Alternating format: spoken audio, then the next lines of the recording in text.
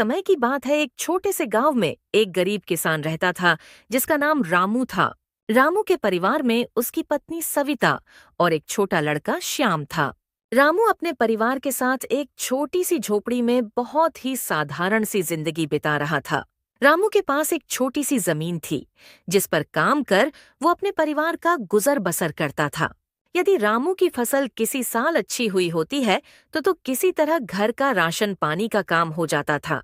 परंतु यदि किसी साल किसी कारणवश फसल खराब हो जाती, तब तो रामू को दूसरों के खेतों पर काम कर अपने घर की जरूरतें पूरी करनी पड़ती थी। अपने साथ अपनी गरीबी और लाचारी में पिसते अपने पत्नी और बच्चे को देख रामू बहुत परेशान हो गया था। एक दिन ऐसे ही बातों बातों में रामू सविता से बोलता है। सविता, क्या कर रही हो? जरा यहाँ आना तो। आ रही हूँ। रामू के बुलाने पर सविता रामू के पास आती है। कुछ काम कर रही थी क्या तुम? नहीं जी, ज्यादा कुछ नहीं, बस रात के बचे हुए चावल की खिचड़ी बना रही थी और रात की रोटियां गरम कर रही थी। बोलिए, कुछ काम था क्या? कुछ नहीं, बस ऐसे ही बैठे बैठे सोच रहा था कि काश हम भी अमीर होते तो तुमको और श्याम को रात का बासी खाना नहीं खाना पड़ता। ऐसा क्यों सोच रहे हो जी? मैं और श्याम दोनों बहुत खुश हैं और आप इतनी फिक्र मत कीजिए। गरीबी का क्या है, आज है कल नहीं। नहीं सविता, तुम झूठ बोल रही हो। मैं जानता हूं तुम भी दूसरी औरतों को देखकर जरूर सोचती होगी कि काश ये सब चीजें तुम्हारे पास भी होती, परंतु मेरी ये गरीबी मेरे साथ साथ तुम्हें और श्याम दोनों को भी पीस रही है। नहीं जी, मैं जैसे भी हूँ बहुत खुश हूँ। मेरे पास जितना है मैं उतने में खुश हूँ।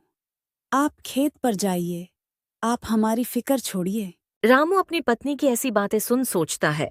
ये कितनी मासूम है, मुझे खुश रखने के लिए अपना दर्द भी मेरे सामने नहीं बता रही। ठीक है, मैं जा रहा हूं खेतों पर, अपना और श्याम का ध्यान रखना। रामू फिर अपने खाने का डिब्बा लेता है और अपने खेत पर चला जाता है।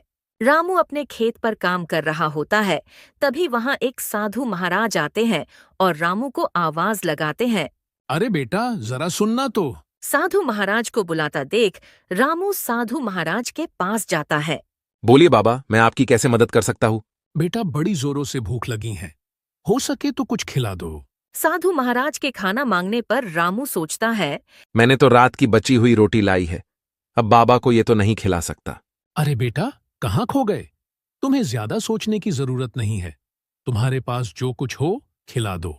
बाबा, मेरे पास खाना तो है, पर वो रात की बची हुई रोटी और गुड़ है। चलेगा बेटा, जो भी है खिला दो। साधु के ऐसा कहते ही रामू अपना खाने का डिब्बा लाकर साधु को दे देता है। ये लीजिए बाबा, आप वहां पेड़ के नीचे बैठकर आराम से खा लीजिए। साधु पेड़ के नीचे बैठकर रामू का डिब्बा खा रहा होता है और रामू अपने काम पर लगा होता है। कुछ समय बाद साधु रामू के पास आता है और रामू को खाना खिलाने के लिए उसका धन्यवाद करता है। तुम्हारा बहुत बहुत धन्यवाद बेटा, जो तुमने मुझे खाना खिलाया। इसमें धन्यवाद किस बात का बाबा? बेटा, पर तुम्हारे लिए तो कुछ बचा नहीं, अब तुम क्या खाओगे? आप मेरी फिक्र मत कीजिए बाबा, मैं शाम को घर जाकर खा लूंगा। बेटा, तुमने अपना पेट काट कर मुझे अपना खाना खिलाया है, मैं तुम्हें कुछ देना चाहता हूँ। नहीं बाबा, इसकी कोई जरूरत नहीं है, आपका आशीर्वाद ही काफी है। साधु बाबा रामू को एक पोटली देते हैं। नहीं बाबा, रहने दीजिए, इसकी कोई जरूरत नहीं है, मुझे कुछ नहीं चाहिए। आपका धन्यवाद बाबा। साधु किसी तरह रामू को मनाकर वो पोटली रामू को दे देता है। बेटा, ये जो पोटली मैंने तुम्हें दी है, इसमें कोई मामूली चीज नहीं है, इसमें पैसों का पेड़ उगाने वाले बीज हैं। पैसों का पेड़ उगाने वाले बीज सुन रामू अचंभित हो जाता है। पैसों का पेड़ उगाने वाला बीज? मैं कुछ समझा नहीं बाबा, ऐसा भी बीज होता है क्या? हाँ बेटा, ये अभिमंत्रित बीज हैं, इसको तुम ले जाकर अपने घर के बाहर लगा देना, कुछ ही समय में पैसों का पेड़ तुम्हें दिखाई देगा।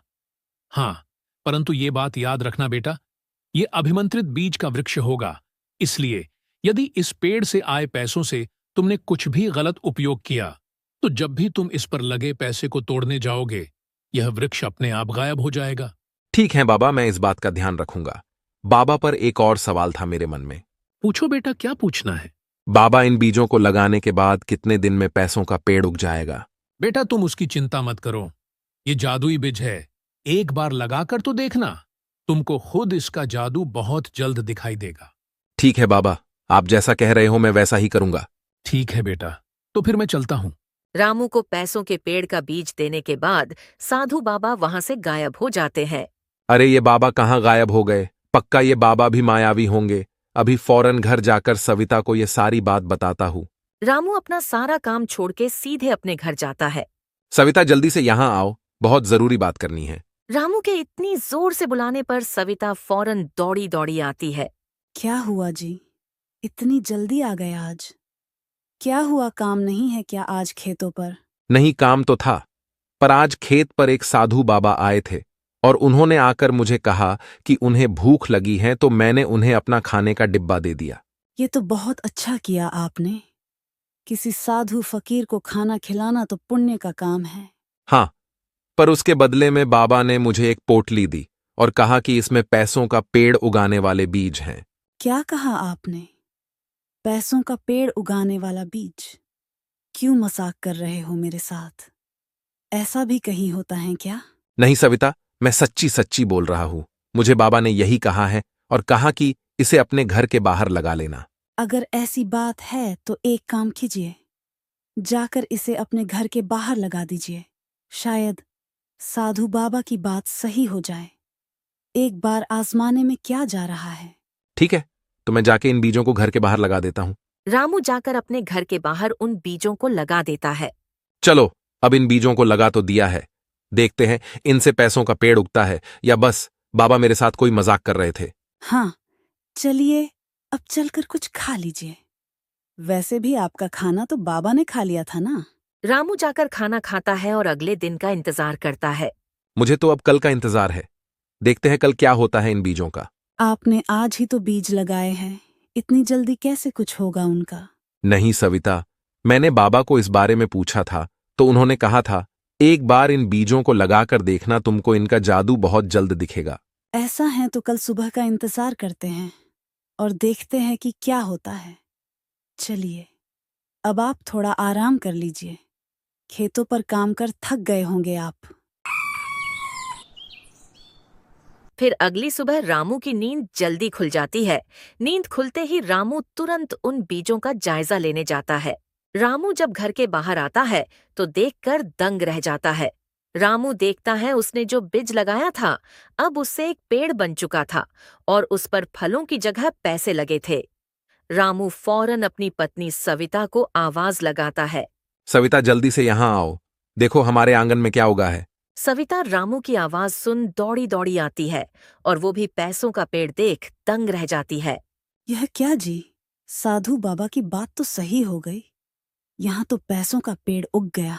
हाँ सविता, अब तो हम भी अमीर हो गए। तुम्हें और श्याम को अब किसी चीज की कमी नहीं होगी। रामू फटाफट पेड़ पर से सारे नोट निकाल लेता है। आपको क्या लगता है जी, ये बस एक बार का है या इस पर वापस ये नोट उगेंगे? मुझे भी नहीं पता भाग्यवान, अब तो हमें कल का इंतजार करना होगा। रामू और सुनीता खुशी खुशी घर के अंदर जाते हैं। उस दिन कुछ समय बाद रामू घर के लिए महीने भर का राशन लेने जाता है। रामू जब घर के लिए राशन लेने जा रहा होता है तभी उसको गांव का जमींदार किशोरी लाल आवाज देता है। क्या रामू भाई, क्या हो रहा है? कुछ नहीं किशोरी सेठ, बस घर के लिए राशन लेने जा रहा हूँ। रामू, एक काम था। मेरे यहाँ के कुछ मजदूरों ने अचानक छुट्टी ले ली है और मुझे फिलहाल कुछ काम करने वालों की जरूरत है। अगर तुम्हारे खेतों का काम हो गया होगा तो चलो मेरे खेत पर काम करने। किशोरी सेठ के काम पर बुलाने पर रामू मन ही मन सोचता है, अगर अभी सेठ को सीधा मना कर दूंगा तो सेठ को मुझ पर किसी तरह का शक ना हो जाए कि कल तक जो रामू दूसरों के खेतों पर काम ढूंढता था आज सामने से बुलाने पर मना कर रहा है। इसलिए अभी कोई बहाना मार देता हूं। नहीं सेठ, आज तो नहीं आ पाऊंगा। मेरी बीवी की थोड़ी तबीयत खराब है तो आज घर पर रहकर उसका ध्यान रखूंगा। ठीक है रामू, जैसा तुमको सही लगे। पर जब तुम्हारी बीवी की तबीयत सही हो जाए तो आ जाना खेत पर। इस समय बहुत काम है मेरे खेत पर। ठीक है सेठ जी। सेठ वहां से चला जाता है और रामू राशन की दुकान की तरफ निकल जाता है। अरे आओ रामू भाई, बताओ कैसे आना हुआ? सूरज भाई, घर के लिए कुछ राशन लेने आया हूं। तुम्हारा पहले का भी कुछ हिसाब बचा है रामू भाई, उसका भी थोड़ा देख लो। अरे फिक्र मत करो भाई, आज सारा पुराना हिसाब चुका दूंगा। ठीक है भाई, बताओ क्या क्या दूं? रामू महीने भर का राशन लेकर घर पहुंचता है। आ गए आप? आज तो लग रहा है आप पूरी दुकान ही खरीद कर ले आए हो। नहीं, बस महीने भर का राशन लाया हूं। क्या पता कल पैसों के पेड़ पर पैसे आए या नहीं, और पैसे गलत जगह डालने से अच्छा मैंने सोचा महीने भर का राशन भरा लेता हूं। हाँ, सही किया आपने। चलिए, अब आप आराम कीजिए। मैं आपके लिए खाना बनाकर लाती हूँ। उस रात रामू, सविता और श्याम जब खाना खाने जा रहे होते तभी खाने में इतनी चीजें देख श्याम बोलता है। क्या बात है माँ, आज तो खाने में बहुत चीजें बनी है। क्या हुआ, आज कोई खास बात है क्या? नहीं बेटा, बस आज तुम्हारे पिताजी की समझो किस्मत खुल गई। इसी बात पर उन्होंने आज राशन का बहुत सामान भर लिया। क्यों सविता, तुम बच्चे को कुछ भी बोल रही हो? नहीं बेटा, बस आज राशन भर आया था तो तुम्हारी माँ ने ये सब बना दिया। उस रात रामू का पूरा परिवार भर पेट खाना खाता है और सो जाता है। अगली सुबह भी रामू जल्दी उठ जाता है और सीधे घर के बाहर लगे पैसों का पेड़ देखने जाता है। रामू जब पेड़ के पास जाता है तो देखता है वह पेड़ फिर से पैसों से भरा हुआ था। राजू फटाफट फिर से सारे नोट तोड़कर एक गोनी में भर के घर में जाता है। रामू घर के अंदर जाता है और सविता को बुलाता है। सविता, जरा यहाँ आओ और यह देखो। रामू के बुलाने पर सविता वहां आती है। क्या हुआ जी? सविता, ये देखो, पैसों के पेड़ पर फिर से पैसे उगे थे। अब तो हमें किसी चीज की चिंता नहीं करनी होगी। बस रोज सुबह उठो और पेड़ से पैसे निकालो। हाँ जी, पर हमें इस पेड़ को संभाल कर रखना होगा। अगर किसी को इस पेड़ के बारे में पता चल गया तो इस पेड़ को हमसे छीन न लें। हाँ सविता, सबसे पहले तो रोज सुबह सुबह उठकर किसी के देखने से पहले हमें पेड़ पर उगे सारे पैसे निकाल लेने होंगे, ताकि किसी को इस पेड़ के बारे में पता ही ना चले। ठीक है जी। कुछ दिन इसी तरह गुजर जाते हैं। अब रामू के पास बहुत पैसे हो जाते हैं। रामू ने अब खेतों में काम करना भी छोड़ दिया था। रामू दिन भर बस घर रहकर आराम करता था। रामू के खेतों पर न जाने की वजह से अब गांव के लोगों ने भी यह बात करनी शुरू कर दी थी। क्या भाई विमल, आजकल रामू नहीं दिखाई देता खेतों पर? क्या हुआ, सब ठीक तो है ना? कहीं कुछ हुआ तो नहीं है रामू को? पता नहीं सेठ जी, कई दिनों से रामू अपने खेतों पर भी नहीं आ रहा है। ठीक है, चलो छोड़ो। रामू कहीं मिलेगा तो हालचाल पूछ लेना। जी सेठ जी। इसी तरह कुछ और दिन बीत जाते हैं। अब रामू अमीरों की जिंदगी जी रहा था। ना खेतों पर जाता, ना कोई काम करता। एक बार किशोरी सेठ रामू के घर के पास से गुजर रहा था। तभी किशोरी सोचता है, चलो अब रामू के घर के पास से गुजर रहा हूँ तो एक बार रामू का हाल चाल लेता चलता हूँ। सेठ रामू के घर के अंदर जाते ही घर की कीमती चीजें देख दंग रह जाता है और बेड पर लेटे रामू को आवाज लगाता है। रामू, ये सब कैसे हुआ? तेरे पास तो 2 वक्त की रोटी के पैसे नहीं होते थे, अचानक इतनी अमीरी? रामू सेठ को अचानक घर में देख घबराकर उठ खड़ा होता है। अरे सेठ जी, आप यहाँ, बोलिए कैसे आना हुआ? कुछ नहीं, बहुत दिनों से तुम खेतों पर दिखाई नहीं दिए थे और आज बस तुम्हारे घर के पास से गुजर रहा था तो सोचा तुमसे मिलता चलूं। हाँ सेठ जी, बहुत दिन से तबीयत खराब चल रही है तो खेतों पर नहीं जा पा रहा हूँ। रामू, एक सवाल पूछूं, बुरा तो नहीं मानोगे? अरे पूछिए सेठ जी। रामू, एक समय पर तुम्हारे पास एक टाइम का खाना खाने के पैसे नहीं थे और आज तुम्हारा घर तो साजो सामान से भरा हुआ है। घर पर रहते रहते ऐसा क्या किया तुमने जो तुम्हारे इतने दिन बदल गए? सेठ से ये सवाल सुन रामू थोड़ा डर जाता है और सेठ को एक झूठी कहानी सुना देता है ताकि सेठ को पैसों के पेड़ के बारे में कुछ पता ना चले। नहीं सेठ जी, ऐसा कुछ खास नहीं हुआ। बस मेरे दादाजी की गांव के बाहर एक जमीन थी। अभी कुछ ही दिनों पहले वो बिकी है, जिसकी काफी अच्छी खासी कीमत मिली है, तो बस उन्हीं पैसों से ये सब सामान खरीदा है। सेठ को रामू की बातों पर विश्वास नहीं हो रहा था। तभी उसकी नजर अचानक रामू के बेड के नीचे जाती है, जहां वो पैसों से भरी बोरी देखता है। पर इस बारे में वो रामू से कुछ नहीं कहता है। ठीक है रामू, तो तुम आराम करो, मैं चलता हूँ। ठीक है सेठ जी। किशोरी सेठ वहां से चला जाता है और जाके गांव के कुछ लोगों को रामू की यह कहानी बता देता है। अरे जीतू भाई, तुमको रामू के बारे में कुछ पता चला है क्या? नहीं सेठ जी, बस सुना है उसकी तबीयत खराब है, इसलिए वो खेतों पर काम करने भी नहीं आ रहा है। मैं भी यही सुनकर उससे मिलने उसके घर गया था। अभी अभी रामू के घर से ही आ रहा हूँ और मुझे भी उसने यही कहानी सुनाई, पर उसके घर की बदली सूरत देख मुझे कुछ गड़बड़ लगा। ऐसा क्या देख लिया सेठ जी आपने? बेचारा रामू पता नहीं कैसे अपना घर चला रहा होगा। पहले काम करके उसका एक समय का खाने का कुछ बंदोबस्त हो पाता था, अब पता नहीं कैसे चल रहा होगा उसका घर। नहीं जीतू, तुम गलत सोच रहे हो। बाहर से तो उसका घर जैसे का तैसा है, पर घर अंदर से पूरा साजो सामान से भर गया है। पता नहीं कहां से उसने इतना सब खरीद लिया। और मैंने उसके बिस्तर के नीचे एक पैसों से भरी बोरी देखी थी। रामू के घर में पैसों से भरी बोरी और इतना सामान सुन जीतू के मन में लालच आ जाता है। सेठ जी, आपने रामू को पूछा नहीं कि उसके पास इतना पैसा कहाँ से आया? पूछा था, परंतु वो बोल रहा था कि गांव के बाहर उसके दादा की एक जमीन बिकी है, उसको वहां से इतने पैसे मिले हैं। परंतु उसकी ये बात मेरे गले से नीचे नहीं उतरी। हाँ सेठ जी, मुझे भी ऐसा लग रहा है कि रामू पक्का कुछ छुपा रहा है। चलो हमको क्या, हमारे पास थोड़ी ना दादा की जमीन है जिसे बेचकर हमें पैसे मिले। हमें तो खुद कमाना है और खाना है। ये बोलकर जीतू वहां से चला जाता है और रामू के घर के पास पहुंच जाता है और रामू पर नजर रखना शुरू करता है। जीतू दिन भर तो रामू के घर के वहां छुप कर रहता है। देखते देखते रात हो जाती है। जीतू सोचता है। चलो चलता हूं, अब कल आऊंगा, आज तो कुछ पता नहीं चला। जीतू जैसे ही वहां से जा रहा होता है तभी वो देखता है रामू के घर के बाहर वाले पेड़ पर पैसे उगने लगते हैं। यह देख जीतू दंग रह जाता है। जीतू फटाफट सारे पैसे पेड़ से निकालता है और एक बोरी में भरकर वहां से निकल जाता है। अगले दिन सुबह सुबह रामू जब पेड़ के पास आता तो देखता है पेड़ पर एक भी नोट नहीं था। यह देख रामू परेशान हो जाता है। ये क्या हो गया? कहाँ गए सारे पैसे? आज पेड़ पर पैसे क्यों नहीं आए? यहाँ पेड़ पर पैसे न देख रामू परेशान था। जीतू अगली रात फिर जाता है और फिर से पैसों के पेड़ से सारे पैसे तोड़ लाता है। और सुबह जब रामू पेड़ से पैसे तोड़ने जाता तो वहां एक भी नोट नहीं होता है। इसी तरह 2-3 दिन चलता है। इनसे परेशान होकर रामू सविता से कहता है। सविता, लग रहा है मुझसे कुछ गलती हो गई है, क्योंकि बाबा ने कहा था अगर तुम इन पैसों का कुछ गलत इस्तेमाल करोगे तो पेड़ गायब हो जाएगा। नहीं जी, मुझे तो कुछ गड़बड़ लग रही है, क्योंकि देखिए पेड़ तो वहीं का वहीं है, बस पैसे गायब हो रहे हैं। एक काम कीजिए, आज आप रात को छुपकर पेड़ पर नजर रखिए। ये तुमने सही कहा, आज रात मैं जागकर पेड़ पर नजर रखता हूँ। उस रात रामू घर के बाहर भूसे का ढेर लगाकर उसमें छुप छुप कर पैसों के पेड़ पर नजर रखता है। कुछ देर के इंतजार के बाद रामू देखता है जीतू वहां आता है, पर इस बार कुछ अलग होता है। जीतू जैसे ही पेड़ पर से पैसे तोड़ने जाता है वो पेड़ गायब हो जाता है। जीतू यह देख डर जाता है।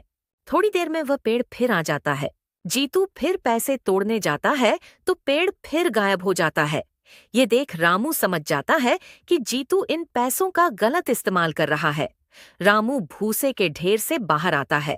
रामू को अचानक देख जीतू चौंक जाता है। अरे रामू भाई, आप यहाँ क्या कर रहे हो? जीतू भाई, कहीं भूल तो नहीं गए? तुम मेरे ही घर के सामने खड़े हो तो मैं तो यहीं मिलूंगा ना।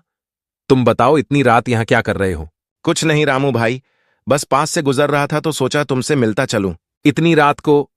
सच्ची सच्ची बता दो जीतू भाई, मुझे पता है तुम यहाँ इस पेड़ से पैसे तोड़ने आए थे। मैंने सब कुछ देख लिया है और मुझे ये भी पता चल चुका है कि तुम इन पैसों का गलत इस्तेमाल कर रहे हो। बोलो, सही बोल रहा हूं ना मैं? जीतू रामू की बातों से थोड़ा चौंक जाता है और सोचता है, ये रामू को कैसे पता चला मैं इन पैसों का गलत इस्तेमाल कर रहा हूं? नहीं रामू भाई, मैं इन पैसों का कोई गलत इस्तेमाल नहीं कर रहा हूं। देखो जीतू भाई, मुझसे झूठ बोलकर कुछ फायदा नहीं है। अगर कर रहे हो तो सच्ची सच्ची बता दो। जीतू रामू को सब सच सच बता देता है। हाँ रामू भाई, मैं इन पैसों से जुआ खेलने लगा हूं और शराब भी पीने लगा हूं। जीतू से सच सुन रामू जीतू को पैसों के पेड़ की सच्चाई बता देता है और उससे जुड़े जादुई रहस्य भी बता देता है। पर रामू भाई, तुम भी तो इन पैसों का गलत इस्तेमाल कर रहे हो ना? नहीं भाई, मैंने अब तक इन पैसों का कोई गलत इस्तेमाल नहीं किया है। क्यों झूठ बोल रहे हो भाई? बिना गलत इस्तेमाल किए तुमने इतना साजो सामान कहाँ से भर लिया अपने घर में? नहीं भाई, तुम गलत समझ रहे हो। मैंने अब तक इन पैसों का कोई गलत इस्तेमाल नहीं किया है। मैंने इन पैसों से गांव के बाहर जमीन खरीदी और उस जमीन पर मजदूर लगाकर काम कराया। उस जमीन से उगे अनाज से मैं ये सब साजो सामान खरीद रहा हूं।